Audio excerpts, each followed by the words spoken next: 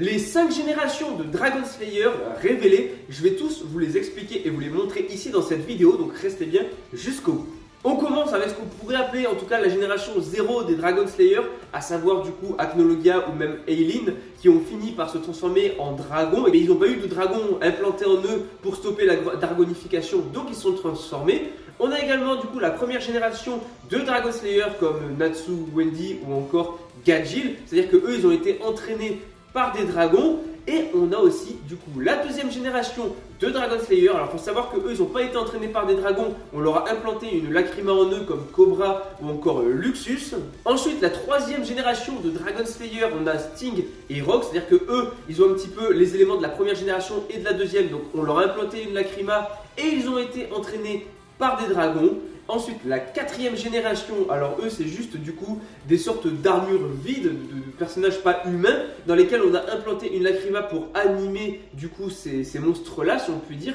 pour animer ces armures, pour en faire une grosse armée quoi. Et donc du coup, on a la cinquième génération de Dragon Slayer qui apparaît dans Fairy Tail la quête de 100 ans, avec carrément des mangeurs de dragons, c'est-à-dire qu'on a des Dragon Eaters, c'est-à-dire qu'eux ils mangent les dragons pour devenir plus forts.